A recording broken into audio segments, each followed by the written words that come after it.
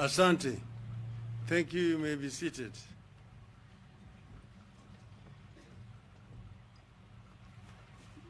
The members of the SMEs in our country, hamjambo. Hamjambo tena. I want to begin by apologizing that you've taken much longer than we anticipated to come here. And I have another engagement which is starting shortly.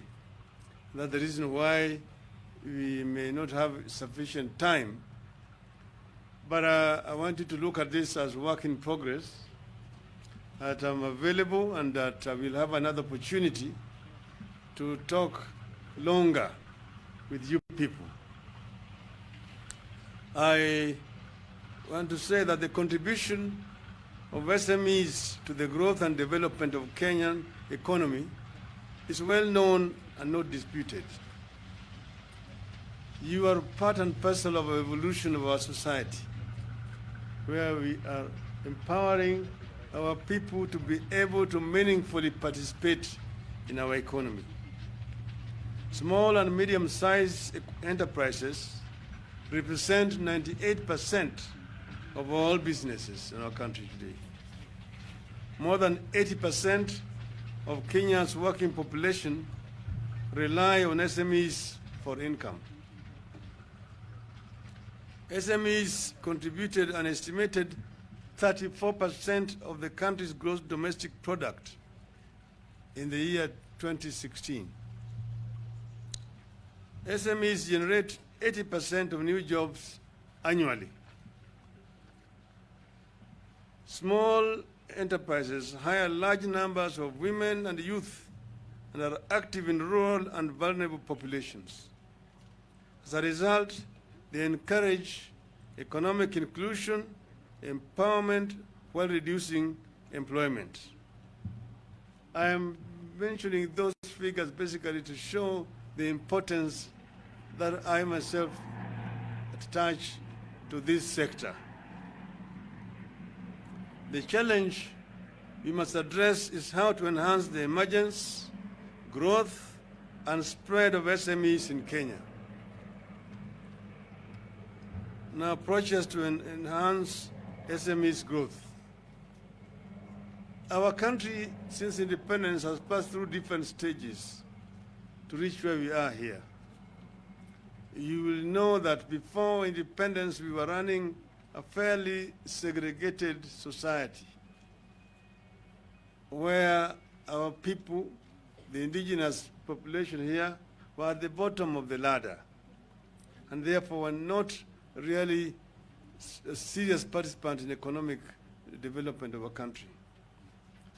When the independence came, the government started first with the policy of Africanization. And then that was found to be a little bit racist. It was changed to Kenyanization.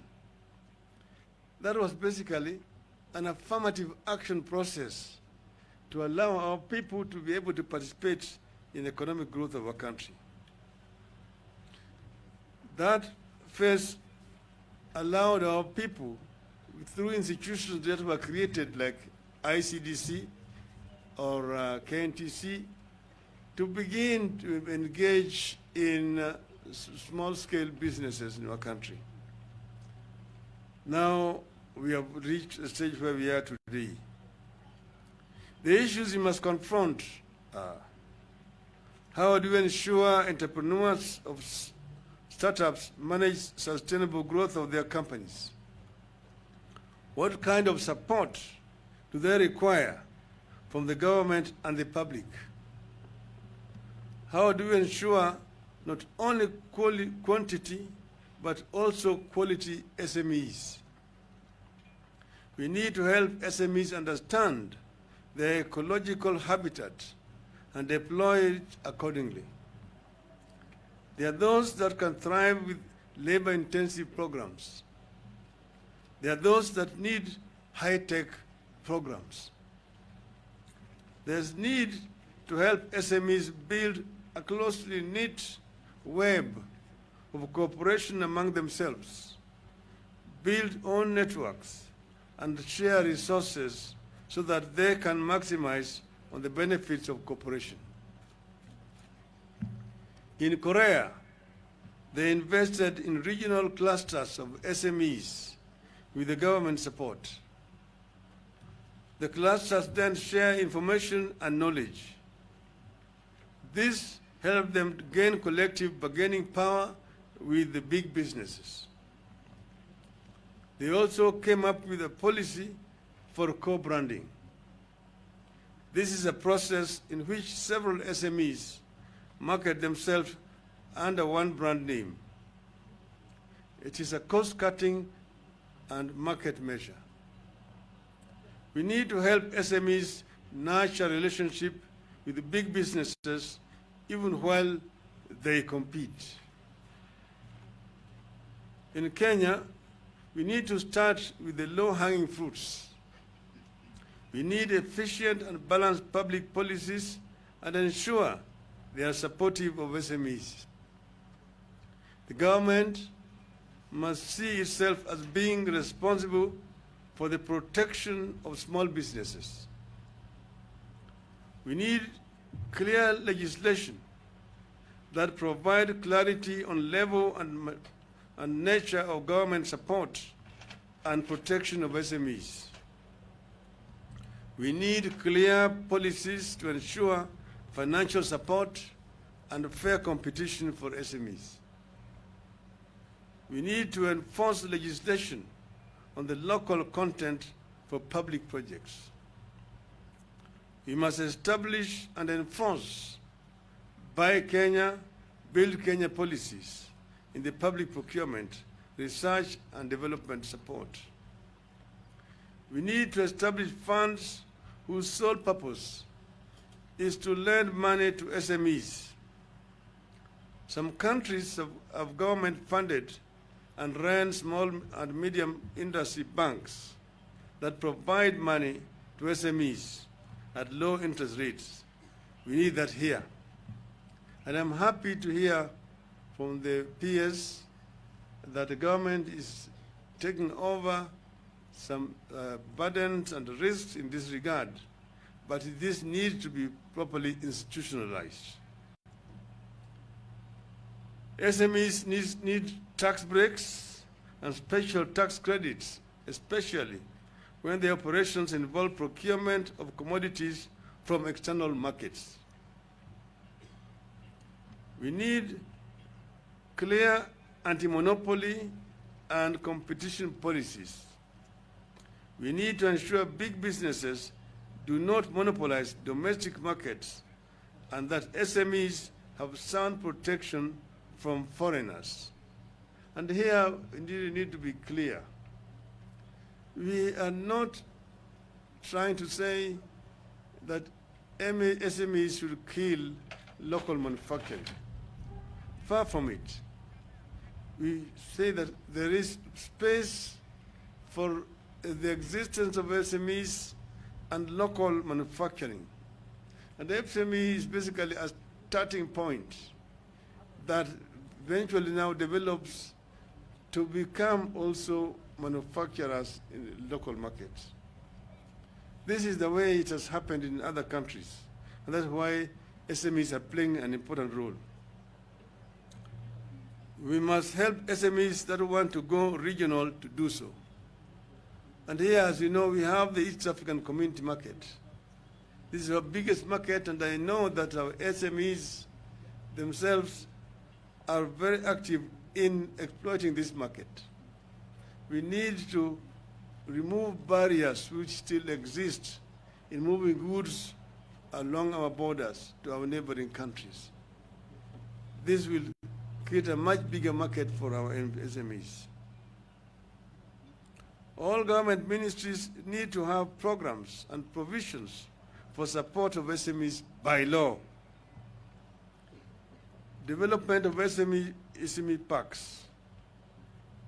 Increased access to funding in the agriculture sector, especially for SMEs in agriculture value chains. public-private partnership in enhancing access to infrastructure through the investment in energy, water, and information and communications technology. Reduce electricity costs by introducing the policy of differential pricing, lower electricity prices during off-peak periods.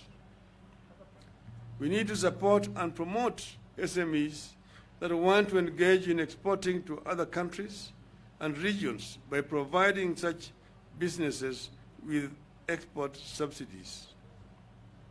Government must encourage dialogue with SMEs with a focus on taxation, licensing, and etc. Taxation and unfair competition are killing our SMEs. And I've said, and they've mentioned it, it is an area where there can be proper dialogue so that taxation does not become a big burden that kills the SMEs. It is not proper policy to come up with very heavy taxes, because if the taxes are too heavy, there's always a tendency to evade paying taxes. But if the taxes are reasonable and the net is wider, then the government is able to collect more taxes and everybody is happy. This is where we want to go. I just want to say that the apostle who spoke here before has led a team to come and see me, have engaged the combat people, understand fully the challenges that they are facing, problems that they have, and I know that those problems can be resolved. Some of the issues that have been raised here, I'm also going to use my position to try to raise it with the other authorities in the government. I know, for example, also, that sometimes there's also unfair competition where people from countries from where the SMEs are importing, those who have got direct access to manufacture there, also are allowed to come back here and follow up and also come and hawk those businesses here in competition with our local traders. This is not right. This is not right. And that is also sometimes discrimination in the issuance of visas. That because of COVID but COVID is also now being used as an excuse to deny our people access to the countries of origin, where they can go to purchase goods which they then bring here to sell. But people from those markets find their way to come here and compete unfairly with our own businesses. This is not right. This is something that needs to be addressed. Finally, because I know that the chairman of Kenya Bureau of Standards was here, we are also here with Mr. Richard Ngatia, President of Kenya National Chamber of Commerce and Industry, is also here. But the KEBS, I've said, has a very important role to play. In my earlier incarnation, I was an officer of Kenya Bureau of Standards. I know what standardization is about and what it is not about. Standardization is not supposed to be used to punish businesses. Standardization is supposed to deal with quality and enhance quality, and then also protect people against harmful goods. But there's goods which may be of low quality and are not harmful to anybody. And if somebody wants to buy something which is of low quality, that's what he can afford, why do you deny him or her that opportunity to do so? By imposing some fictitious standards. I will also going to have opportunity to talk to the Kenya Bureau of Standards so that they restrict to themselves to what standardization is about. Fitness for use that is what standardization is all about. I thank you very much for listening to me.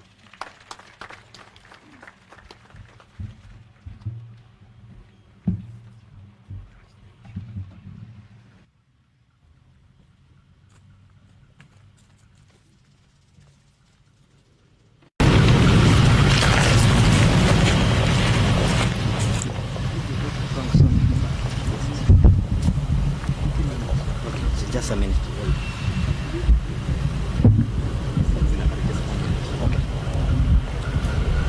Thank you so much, Your Excellency. Because of interest of time, I would like to thank you so much for honoring our invitation and coming, and also being able to address the issues that we have asked you. Also, our host, the KRC and KEBS, and also the President of KNCCI, thank you for coming. Thank you for honoring this invitation. We really appreciate Your Excellency, and because of interest of time, I know you are going to have other engagements. Asante sana, and God bless you. Thank you.